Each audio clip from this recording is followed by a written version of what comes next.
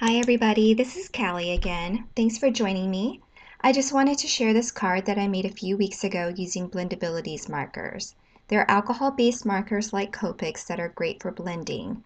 Sadly, they've been discontinued by Stampin' Up! Due to manufacturing issues, but I have no doubt that they will come out with something new in the future, as these products were so popular and so great for coloring.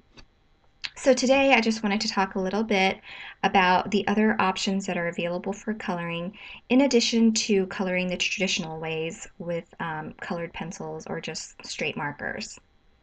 So the first thing is I wanted to show you is the blender pen. It's filled with a specialized solution that allows you to blend dye-based inks.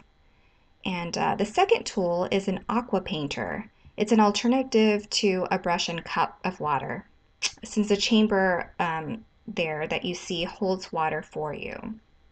Both of these tools are to be used ideally with watercolor paper, especially the Aqua Painter, since it lets out a lot of water and it needs to be absorbed during the coloring process so that your images don't bow in the process. And you have to use StazOn ink to maintain the integrity of your image. Using water-based dye inks will cause the lines to bleed with the colors you use if you don't use StazOn. I really like the blender tool a lot. I think it's easy and straightforward. You just pick up some ink and start coloring, and as you color, the paper will absorb the color and you'll get a lighter and lighter shade as you work because that ink gets used up. So you can keep picking up more ink and adding more dimension to certain areas on the petal, like as you see here. And you can keep dragging out the color till it gets as light as you prefer. I really like this tool a lot because I think that you can get it as light as you want, and I think you can also get it as dark as you want. Here I'm just using some 2 shades of yellow to get the same effect as the center there. And I know it's a little bit lighter in this picture, but I think that if I kept using more ink, I could have gotten it to look almost the same. So now we're going to test out the Aqua Painter. And I have to be honest, I don't color a whole lot using the Aqua Painter. I think it's harder to control. When I first started with Stampin' Up, I was introduced to the blendabilities and got a hold of those first, and so I'm a lot more experienced with coloring with blendabilities than I am with the blender pen or the Aqua Painter. Just from doing this video, I would definitely say that I enjoy coloring or blending with a blender pen a lot more because I think it's easier to control. At first I tried to pick up ink using the ink pad there, just like I did with the blender pen, but then I realized that it was a little bit too light and I couldn't achieve the same gradient effect as with the blender pen or with the blendabilities. So I went and grabbed my re-inker in Bermuda Bay, and using a drop of concentrated ink, I think that I was able to grab a little bit more color.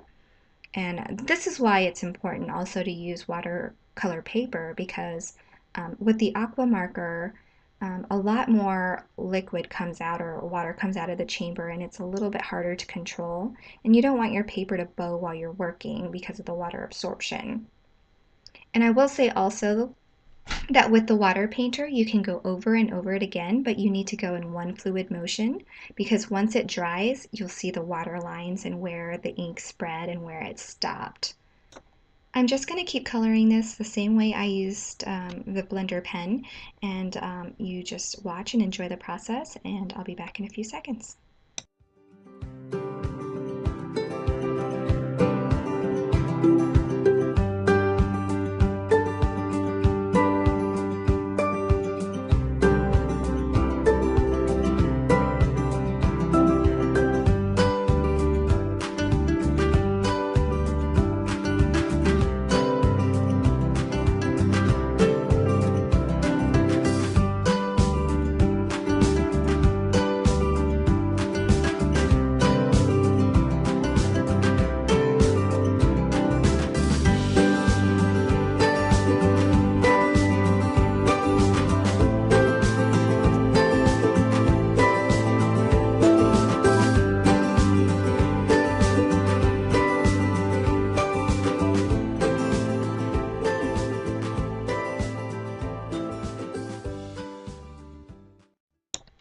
Alright, so we're almost done here coloring using our Aqua Painter, and as you can see, you can achieve almost the same effects.